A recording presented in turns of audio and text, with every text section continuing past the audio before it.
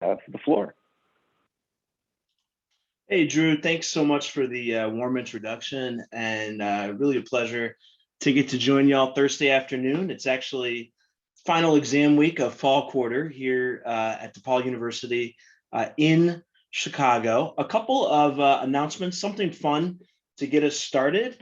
So Drew mentioned my colleague and mentor, Ron Culp, and I have published 3 books on business acumen for communicators over the past 8 or 9 years.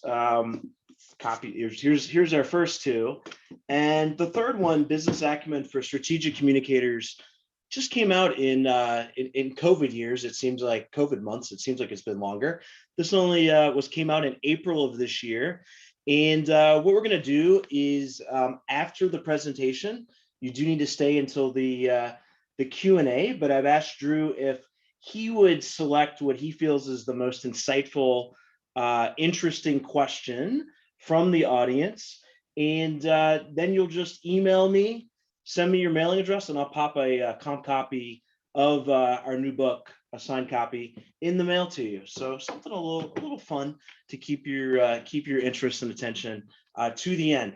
So we're going to talk about, and I guess sometimes might be a little bit questionable. We seem to be moving to post-pandemic in this new, I think, sort of hybrid and distributed normal when it comes to the workplace. Today, we're going to talk about leveling up. I'm going to give you a little bit of research as it relates to business skills for strategic communicators and advancing your career.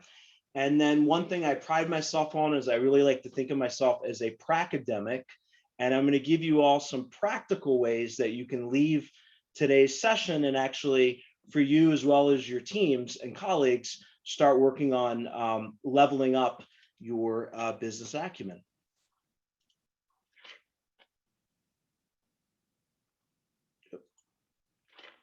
There we go.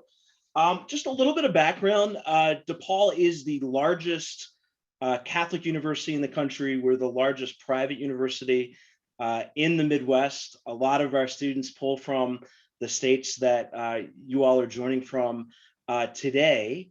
Some of you may know that I used to direct our award-winning, nationally ranked Masters in PR and Advertising program, which is a face-to-face program. And what we did over the past 18 months, I guess you could say it was our pandemic project, we actually developed from the ground up, working with industry partners in Chicago and in the Midwest, a brand new, fully online, accelerated graduate program for working professionals. So it's a fully online, cohort-based, 1-year program. It's a master's in professional communication, or what we call ProCom. We kicked off this program in late August with a virtual residency, and you can see myself in the cohort, and Dwayne Peavy's our new athletic director, and you can see the blue guy might be familiar. Next to Taylor, that is Dibs, that is Demon in a blue suit, who Zoom bombed for our class photo. And you can see the curriculum down this right-hand side. And I thought this might be interesting to folks.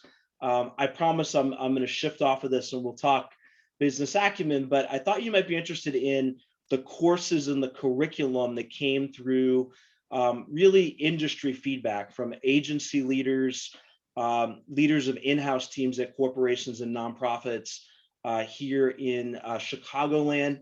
We're already recruiting. This group's going to graduate this summer coming up.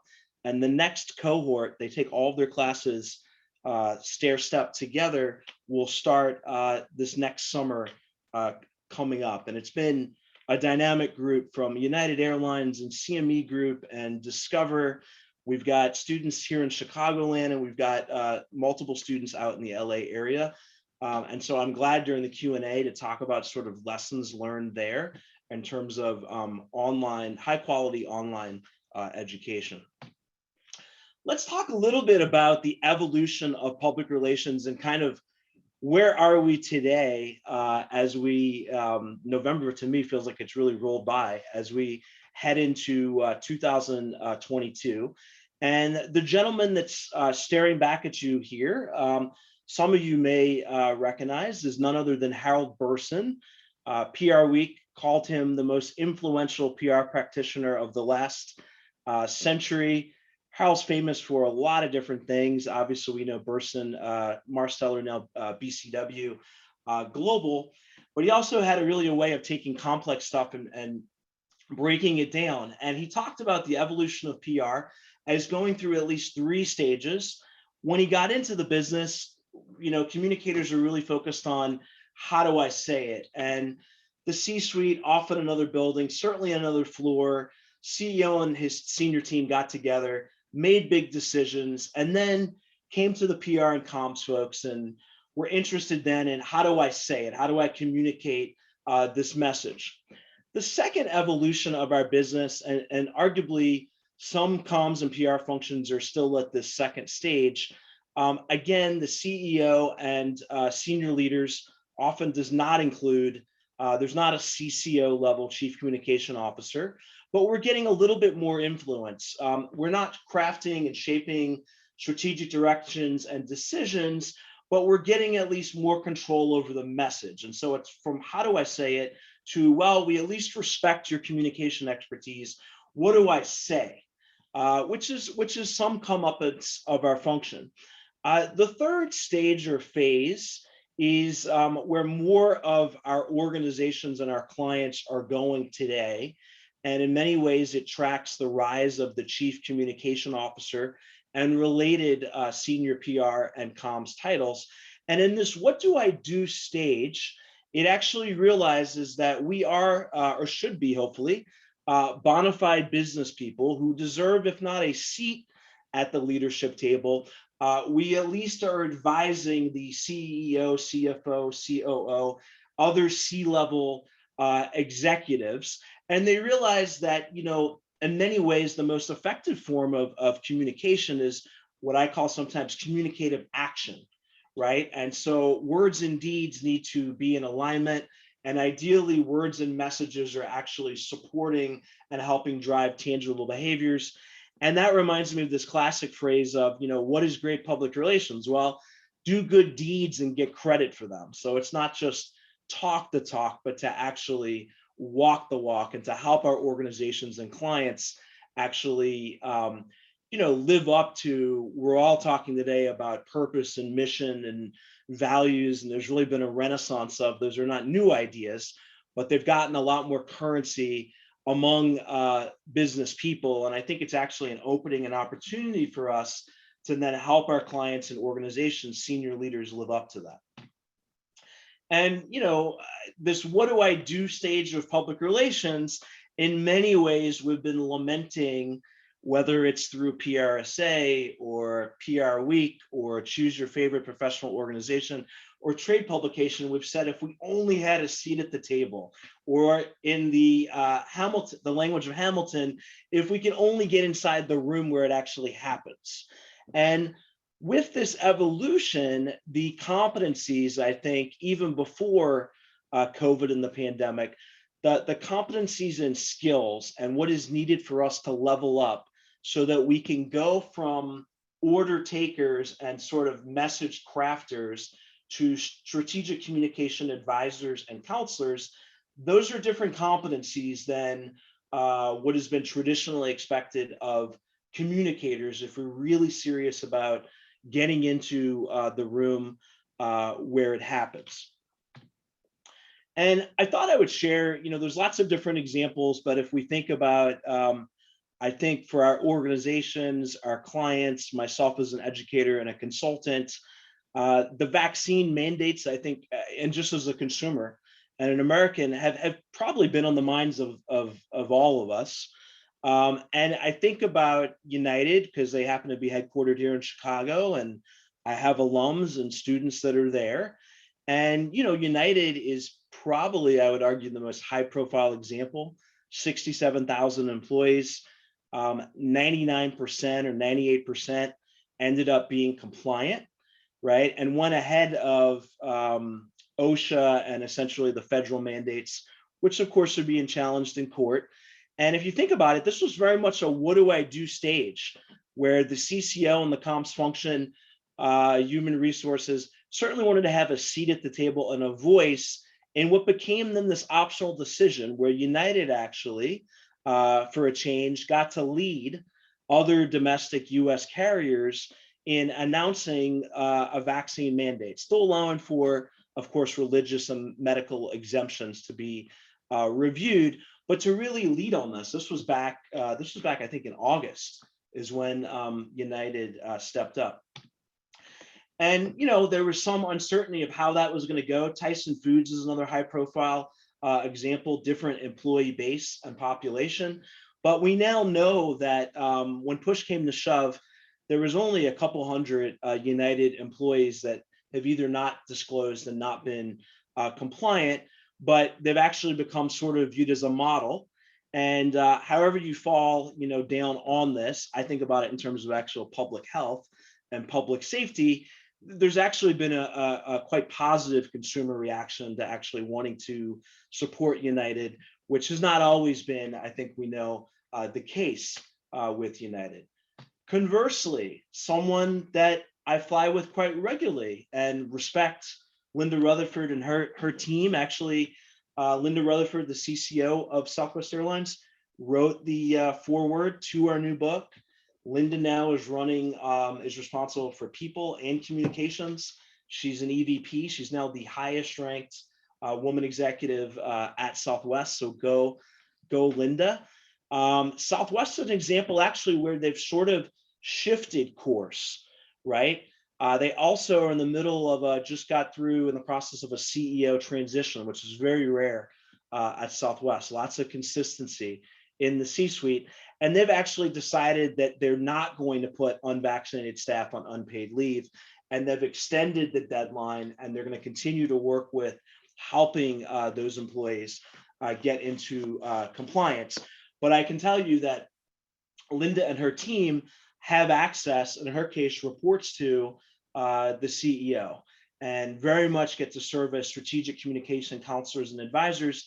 And it doesn't surprise me because as I've gotten to know them over the past decade, she's been a huge advocate for leveling up her comms team, making them into very savvy, not just at senior levels, but even their junior folks, some of which are my former students, have actually interned with Southwest, getting their level of business literacy up so they can communicate across the organization.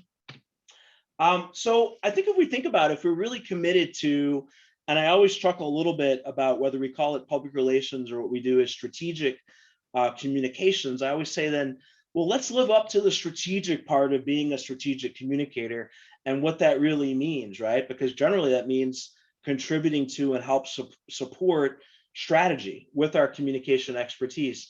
I think we would all agree then we need to learn the language and the thinking of business and the C-suite, and really then be a translator and integrator across these two different worlds. And as you can see here, here's a beautiful picture of the Chicago skyline. It does not, I'm looking up at my skylight, does not look like that today. Looks like a Midwest winter day. The Planck Center for Leadership and Public Relations. I've been in, some of you may be familiar with the Planck Center. I'm a former Planck Educator Fellow. It's housed at the University of Alabama. Lots of fantastic free resources. If you just Google the Planck Center, that is their brand spanking new. They just did a rebrand with a new logo that was just unveiled at the Planck Center Milestones and Mentoring dinner, which happened to be held this past week down the street here in Chicago. The Planck Center is all about, just like it sounds, leadership and mentorship and developing the next generation of leaders in our field. Bruce Berger and his colleagues at the Planck Center have developed a what they call an integrated model for public relations leadership. And you can see the relationship between leadership and PR, and then organizational and structure and culture. And then if you look at these different dimensions to work on in developing public relations leadership, you see self-dynamics, team collaboration, you see ethics, relationship building. And I want to highlight the bottom two dimensions, strategic decision-making and communication knowledge management. And Bruce and his team's research suggests actually that for communicators to become more effective and involved in strategic decision making and just communication knowledge management, what I kind of problem solving is another way to think about that, that you need to invest more time, yourself as well as your team, in what they call business and finance essentials. And maybe not coincidentally too much, our first book is called Business Essentials for Strategic Communicators. It came out, 2013 or 2014 now. I always say, if you don't believe the wonky academic research or scholarship or models, why don't we actually take a look at what some of the leaders in our field at different career stages say about the importance of, I think of in many ways for communicators, thinking about, we're usually great with words, we're wordsmiths, we're image makers, but the business side of things is something that we need to work more on. One of the most damaging thing that I hear younger PR and comms people, sometimes my students say, is, hey, I became a PR major because I don't like math. I'm not good at numbers. Finance doesn't come naturally to me. And so in many ways for us, it is a second language that we need to learn, or even a third language. And I always like to say it's not as complicated, quite honestly, as MBAs and finance and accounting folks sometimes try to make it seem. So a couple examples here, a couple folks that have supported our research and workshops and teaching over the years. Pete Marino is the former head of public affairs and comms for what was Miller Coors. Now it's Molson Coors here in Chicago. I would say Pete has developed such a level of business acumen that you'll notice his title now, he runs the emerging growth portfolio for Molson Coors. And so he's one of the rare birds in our business that has moved from the comms function to actually running a critical business unit. And Pete says, as PR and evolves and continues to make a more strategic impact on the business, all PR pros need to think of themselves as business people first who specialize in communication. Pete's argued as our field becomes more business literate, the more value that we can provide to our clients. And not surprisingly, I've had great conversations with Pete on this topic. Side note on Pete, he actually is also a former entrepreneur. So what's now ICF Next, which was Olson. Pete also is a former agency entrepreneur. Second example I like to give, so not surprisingly, the Page Society is particularly near and dear to me as a Page Society member. Charlene Wheelis is in her second year now as chair of the Page Society. She's a former CCO. I would really encourage you to look her up on LinkedIn, look her up on Twitter, look her up on social media. She is inspiring, I would say, really leading the way in diversity, equity, and inclusion initiatives.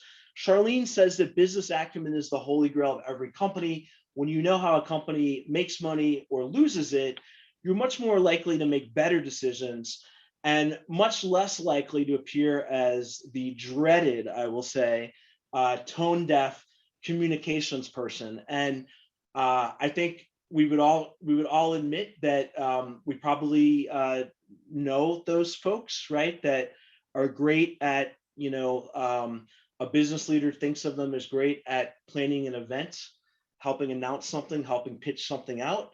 But again, they don't necessarily have the seat actually in the process that came together with crafting that announcement. And then the third example I would give is just thinking back to mid-career professionals and actually some of the younger talent that I've been involved with at DePaul. Dee Gomez says business acumen is the key to career advancement, especially women. And in her case, I think she would say women of color in this industry. Often the main difference between being considered for a top tier versus middle management position is your ability to understand how the business works and use that to drive actionable results. And I would say, maybe that's not just the main difference, or maybe that's simplifying it.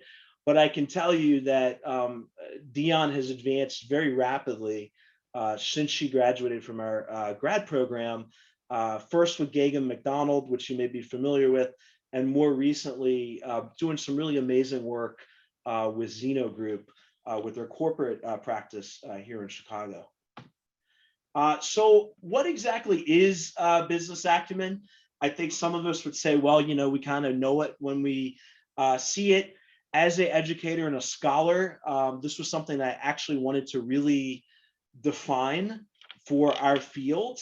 And I also want to define what are the perceived benefits of having business acumen as it relates to, as viewed through the lens of senior public relations and comms leaders. And so what I did some years ago was actually, many of these folks are paid society members. So whether they're agency heads or current or former CCOs or similar level positions, got a group of essentially, I think around 40 of them together, and we did something called a Delphi panel. So think about, instead of a one-shot survey, think about several waves of a survey that turn into more of a conversation. Delphi is a forecasting method that's basically used to help build consensus, some sort of general consensus on a topic or topics. And I will tell you, it works pretty well. I'm in the middle of doing another one right now. It works pretty well with busy folks that don't have time for long, complicated surveys or focus groups or in-depth interviews. Out of that research, which you can see was published in the PR Journal, which of course is affiliated with PRSA and the Institute for PR. And I've shared with Drew, and I'm sure he'll share a PDF version of this deck after this presentation. Public Relations Journal is totally open access. So it is not hidden behind an academic library wall. And the research that we publish in here generally has practical implications. This is a model that came out of that Delphi study, and essentially defined, what are the business subject areas that are viewed as contributing to business acumen. At the very base level, I hear a lot of complaints about learning the basic language of business. You've got to be able to read and interpret at a base level financial statements like a P&L, and know basic financial information and terminology. And my background, I come more out of being an entrepreneur, being a small business owner, business journalism, financial communication, then went back and did the PhD and became an educator. So it was somewhat surprising to me when I first got into being a professor that I saw young people confusing things like revenue and profits, which I thought of as kind of basic concepts. So then the business subjects then feed into, you should learn about the different functions or units within your organization or client. You should learn about your different business stakeholder groups. You should learn about the different markets or industries that your client or organization operates in. You use that knowledge to then assess business matters through a communications lens, which is something very unique that I think we would all agree that we bring to the table, is that communication lens that we can look at business issues, problems, and challenges through. And through that, we hopefully get the mandate and or nudge our way into the room and the table to provide informed strategic recommendations and actions. And so we become hopefully that counselor and advisor.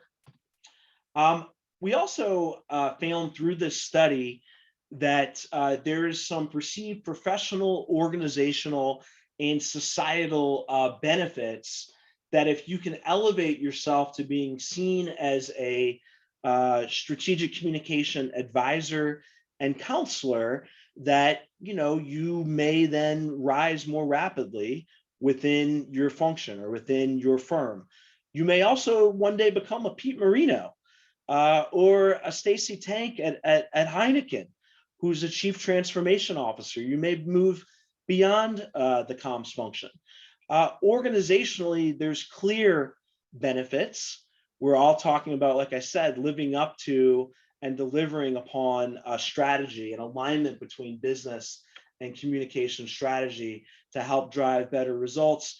And then the third piece is something that's personally important to me, and I'm sure to probably all of us on this call today, is creating societal value beyond traditional financial value. And so there's a belief among these senior leaders that, again, if you can elevate yourself to an advisor, counselor role, that you're better positioned, which intuitively makes sense, to help create societal value and help an organization live up to its stated values and purpose.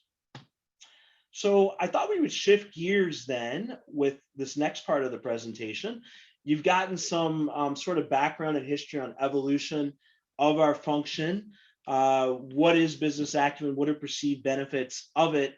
And I thought we would now shift to 7 really, I think, practical tips for leveling up your own business acumen and that of your team as PR and comms professionals. And I do want to let you know that I've got 2 screens here. And so I'm trying to also peek at the questions, but I promise we'll have dedicated Q&A time, and we can go through these at the end. And I've told Drew I'm willing to stay as long as y'all have questions. This is really your time. So first idea, the number one starting point is PR and comms people generally, we are excellent at popular culture and general news. I've found some of us need to expand what I call our news diet, and need to really do a better job of investing in following quality business news sources. And so in the US, Wall Street Journal, not the editorial page, but I'm actually talking about the news side of the Wall Street Journal, is quality and a great way to, I've read the journal as long as I can remember, and there's always new concepts and ideas. I think that one of the first times I heard about NFTs, non-fungible tokens, and really started learning about crypto was probably with the journal. CNBC, both CNBC.com as well as the actual cable channel, is a great go-to resource as well. If I had to recommend, probably, and I've done research on this, I actually have done surveys of business journalists, which ties back to another interest of mine and professional background. And Andrew Ross Sorkin was viewed as being the most influential US business and financial journalist among his peers. And so I try to always read Andrew's weekly deal book column in the New York Times business section. Andrew, as you may know, is also on CNBC often as a co-host. He also puts on which was virtual for the most part this year, the Deal Book Conference, which has really become a who's who, and every year seems to break news. Internationally, I would say in terms of English language, the FT, the Financial Times, the Economist. I've had the opportunity pre-pandemic to go to Hong Kong and spend some time in southern China. And I would say the South China Morning Post is a great way to keep tabs on a really critical, driver of the world and the global economy in terms of China and Southeast Asia. Number 2, read influential business books that are shaping conversations in the C-suite and beyond. And I've sort of evolved this tip and recommendation over the years, because I'd always say, pick up Michael Lewis books. So Michael Lewis books are a lot of fun. If you haven't read his books, you've probably read seen some of his movies, because he also does sports-related books. So Blindside, Moneyball, both books as well as made into movies. But I want to point out that the FT and McKinsey and Company, the consulting firm, does a Business Book of the Year awards every year. It's a big deal. This is the books you see here. This is what they call their long list. This is the finalists, essentially. They then shortlist it. Early December, coming up really soon now, they're going to announce the winners. But these tend to be the books that business leaders end up talking about and reading. I'll point out Net Positive, you see in the top left, by Paul Pullman and a colleague, is getting lots of buzz and attention. Paul Pullman was the CEO of Unilever and really a pioneer. We're all talking about net zero and carbon climate pledges, and now, even beyond that, to net positive. And so that's a book that's getting a lot of attention. Third idea would be, beyond reading the news sources and reading books that are getting lots of attention, there is certain business leaders that I would encourage you and your teams that, they make the news. Just like Andrew's viewed as an opinion leader among fellow journalists, there's very much CEOs and entrepreneurs that are closely followed by the markets and fellow business leaders. Warren Buffett, we are PRSA Midwest, so we can probably, I think, claim Uncle Warren, the Oracle of Omaha. There's no one shareholder letters that are more widely read or annual meetings more widely attended than Buffett of Berkshire Hathaway. Jamie Dimon, and I would say that, none of these folks are without their faults, but Jamie Dimon, the CEO of JP Morgan Chase, his annual letters to CEOs and to shareholders every year seems to be getting more attention. He's the last big bank CEO to still be in this position since 2008, 2010, and the mortgage crisis. On the right here is none other than Melody Hobson of Ariel Capital Management here in Chicago. She is easily one of the most powerful women executives and investment managers in the country. She recently became chair of Starbucks. She's on other high-profile boards. She's also an awesome advocate for business and financial literacy in our schools. And I have to say that, in 2021, heading to 2022, we're all doing ourselves a disservice for our organizations and clients if we're just following what old white guys have to say about the future. And so I'm happy to share more ideas and thoughts on some diverse leaders that I think we can learn a lot from.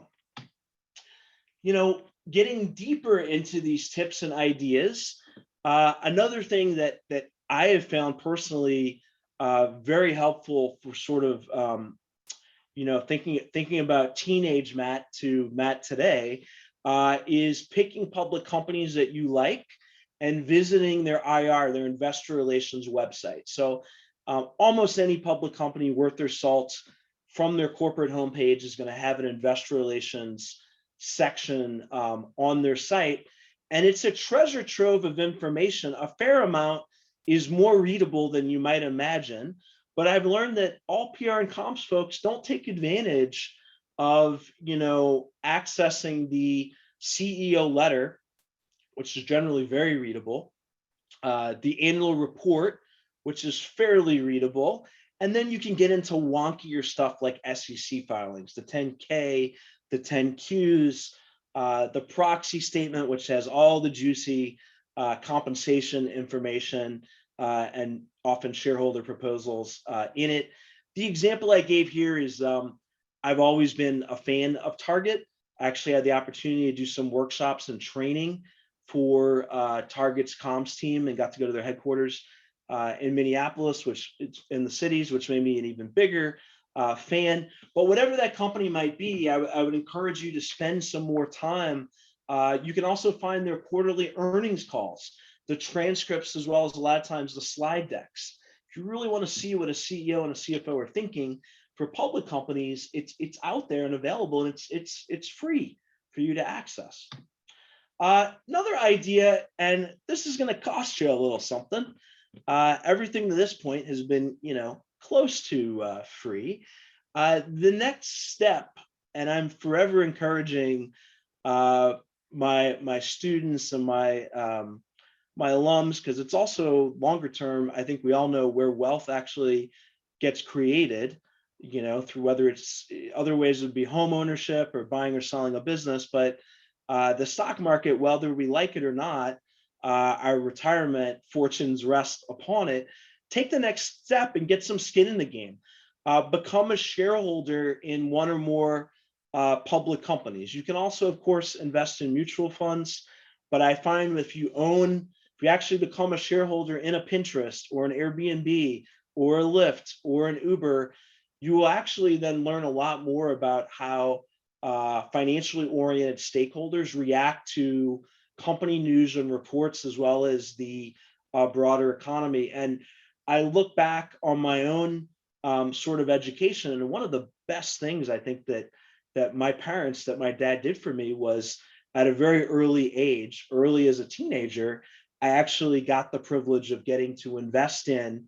This is back in the days when you would actually look up stock prices in the newspaper the next day, and it was a heck of an education of actually understanding what drives and moves stock prices and will get you very interested in the market.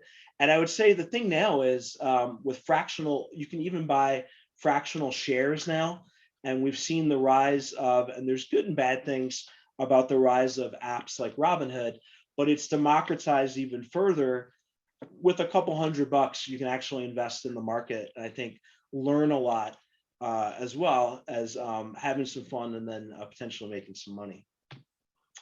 Another idea that I want to share that is broader than business acumen and financial literacy is, if we think about it, any decent size organization, whether it's a for-profit or some of us may volunteer and serve on nonprofit boards, there's a board of directors, a board of advisors, or a board of trustees.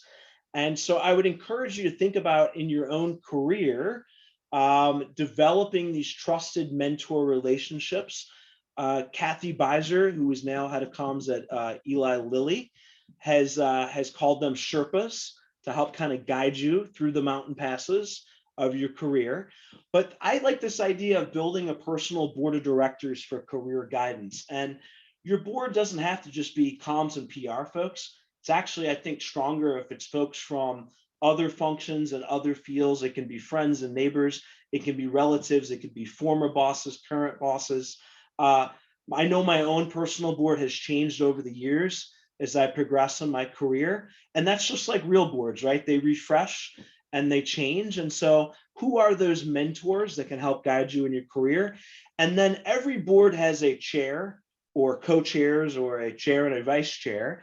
And I would think about, that person that you think of as your sponsor, right? A sponsor is someone that goes beyond mentor relationship and actually advocates, for you, is generally, how we define sponsors versus mentors.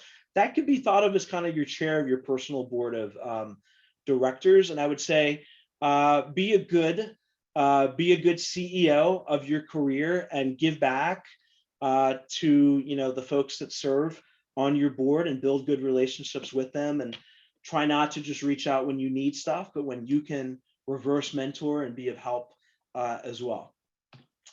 And then idea number 7 that I would share is take advantage of internal and external training and development programs. And you're doing some of that, today by taking time out of your schedule to attend this conference. And whether it's PRSA or we talked about the Planck Center for Leadership and PR has some great opportunities. The Institute for Public Relations, I'm involved with and spoke with recently. The Page Society, their sister organization, Page Up. National Investor Relations Institute, NIRI, I've been involved with over the years. They actually have some content that's geared to non-IR, but more PR and comms folks. There's also, opportunities internally that are worth applying for and/or raising your hand for, that are, maybe company or organization-wide training programs or rotational programs that can be really key in building relationships and developing your career. And then I would say, beyond that, so there's certifications and there's external workshops. There also can be a lot of value, and I don't think you'd be surprised as an educator who has led graduate programs. Think about going back to school, right? And so if you've thought about earning, that grad degree and haven't, there's more opportunities than ever before now. Maybe this is, one of these strange blessings of post-pandemic is, options beyond face-to-face, nighttime grad school. There's more programs that are hybrid, and there's more programs now, like the one that I lead, that is fully online and virtual. And the caliber, I would say, now of what we can do. I mean, just look at what we're doing right now, of what you can do with online learning and online education, and the tools available to us compared to when I started in the .com days of 1997 or 1998. It's really night and day what we're able to do. So I would say take advantage of those opportunities. Again, I'm glad to answer any questions about our ProCom cohort based program, or really help you during the Q&A, just suss out and think about different grad degrees and maybe things that I would consider. And with that, there's again Chicago on a beautiful day. That's actually our downtown Loop campus. We're a vertical campus. That's Lake Michigan. In the background, that's the CTA going by. Look at our books are floating in the sky there. And I think with that, you've got my contact information. Feel free to connect on LinkedIn. I'm very active on Twitter. I welcome you reaching out to me via email. I do a lot of training and development and workshops on this topic. And I think with that, it looks like we've actually got about 15 minutes or so. We can open it up, Drew, I think, for questions.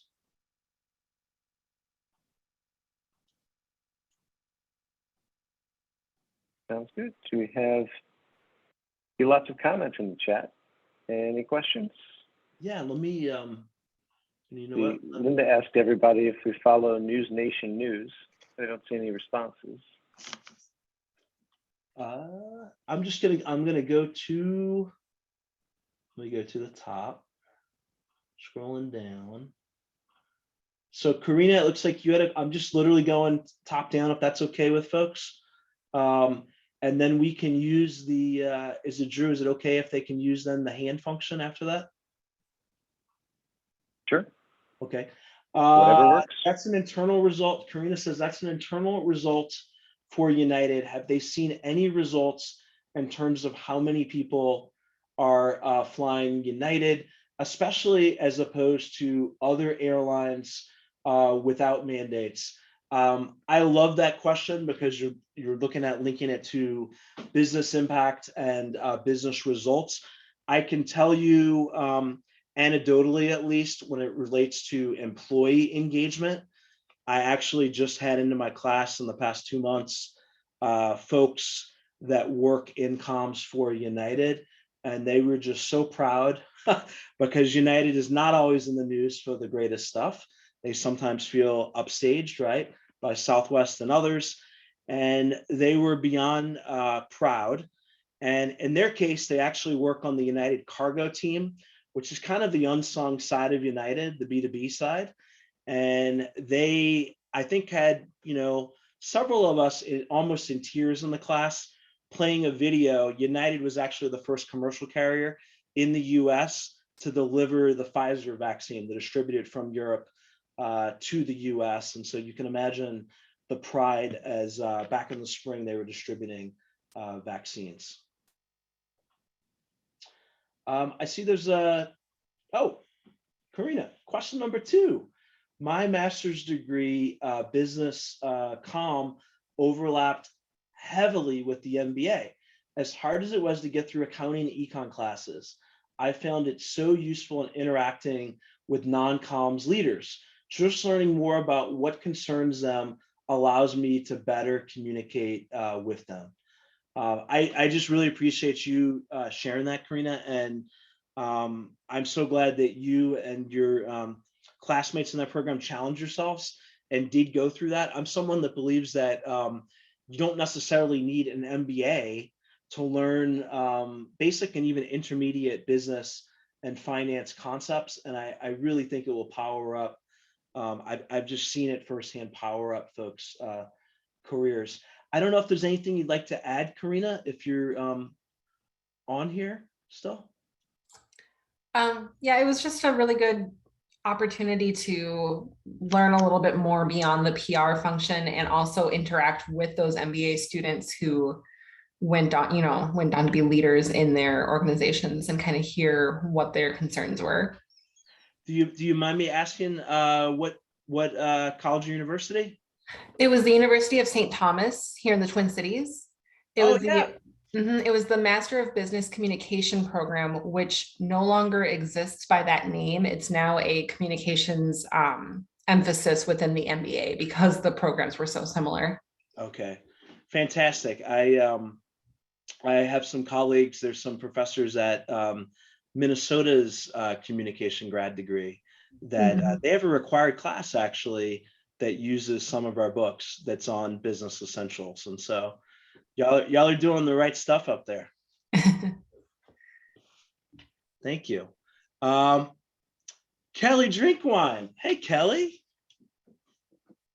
Amen, Karina. And I echo Matt's comment that the data and figures aren't nearly as complicated or daunting as our numbers-focused colleagues might like to suggest.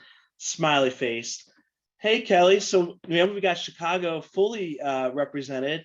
And I can say with confidence that Kelly has the background. She knows what she speaks of.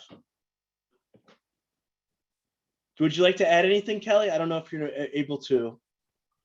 What's up, Matt? Hey, what's going on? Happy early Turkey Day. It's been too long. And to you. And Thank yes, you. no, I just, this always gets me amped up because I hear from my colleagues all the time. It's always that inside wink, wink, even at chapter events and everything, all of us are like, numbers, don't even go there. It just has become such a, kind of an accepted joke. And it's something we really need to continue to overcome. And we continue to work with our colleagues on their business acumen and what does that really mean at the end of the day. So yeah, really appreciate this session and always appreciate hearing from you, Matt. It's good to see you. It's been too long. It has been. Thanks so much for joining. And as y'all might guess, PRSA Chicago is just fantastic partners and supporters. And it has been something that business literacy has been a focus for us. And Kelly navigated Aon for many years, working and advising many different business leaders in complicated situations. So thanks for joining, Kelly. Linda has a comment. I've used modified Delphi studies throughout my career, and it is an outstanding process. Linda, I couldn't agree more. I had not used this.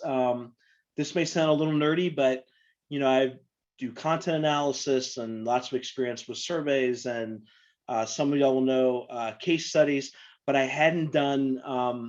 I've read a lot now about the history of the Delphi method, and it worked really well. And I have another one out in the field right now. I don't know if you'd like to share anything else with attendees related to that.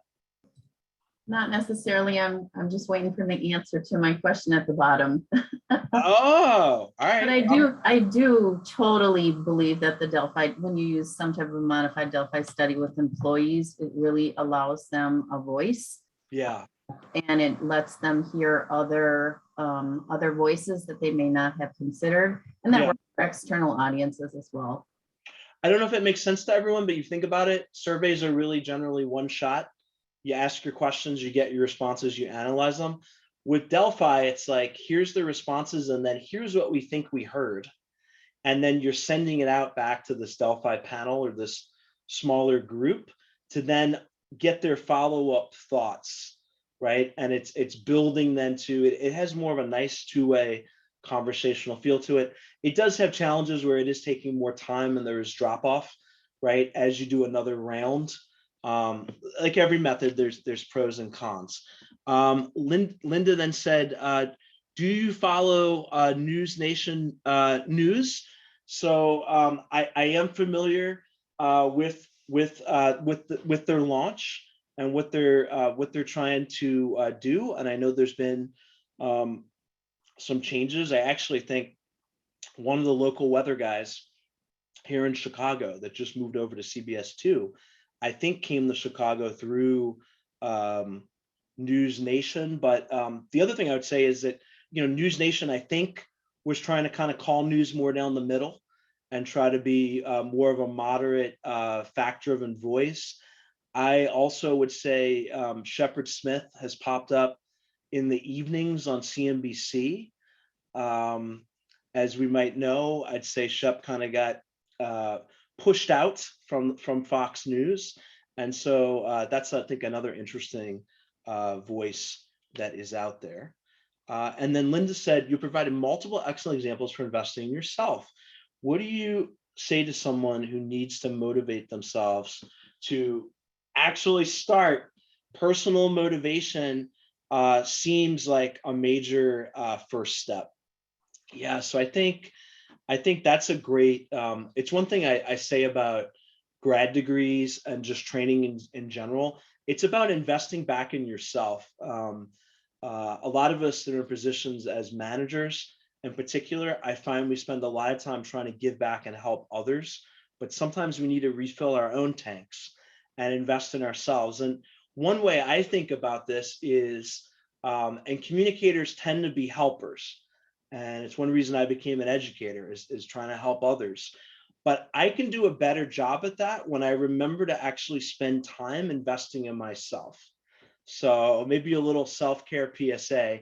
And when I mean investing in myself in terms of health and wellness, but also just in terms of knowledge and information, right? So I'm able to better help my students and young people and alums. And so we all have different, I'd say, Linda, motivations of what drives us and what motivates us.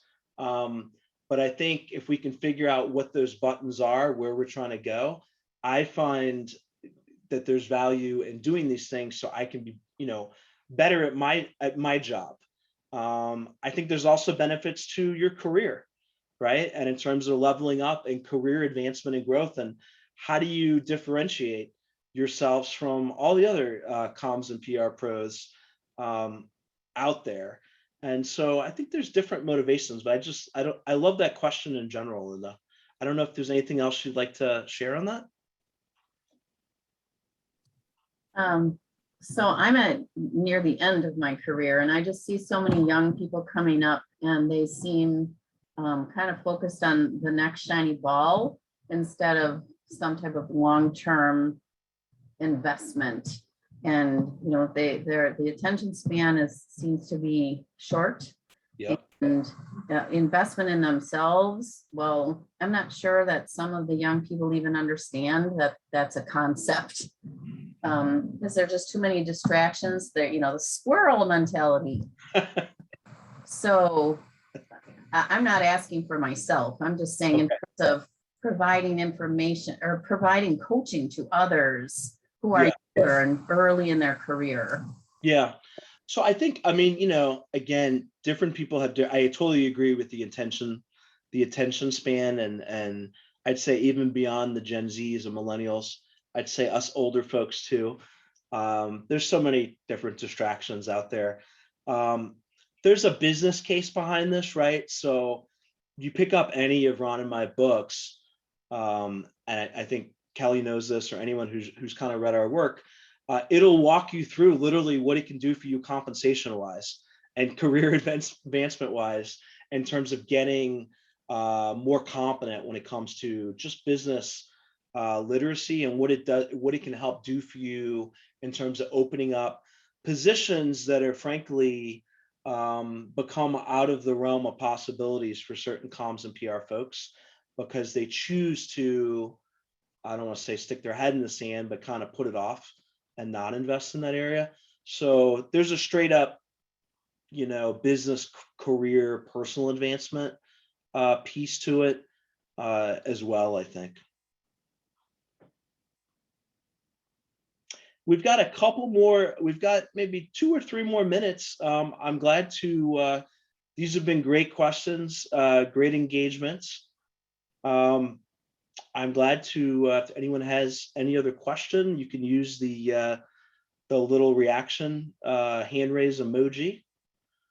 or turn your camera on. It won't offend me.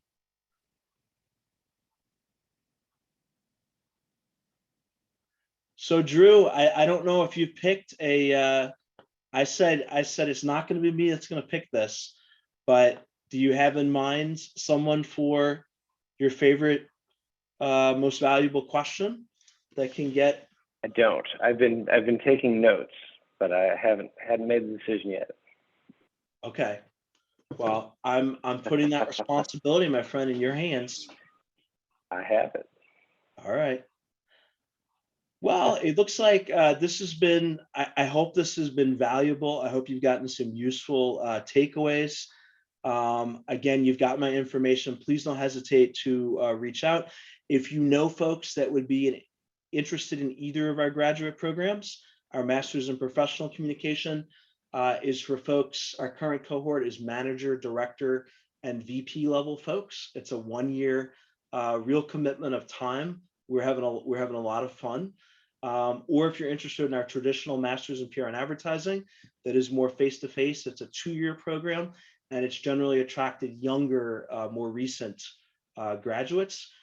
Just let me know. You've got a friend now here at DePaul in Chicago. Thanks so much, everyone, for joining, and I hope you have a wonderful Thanksgiving and start to the holiday season.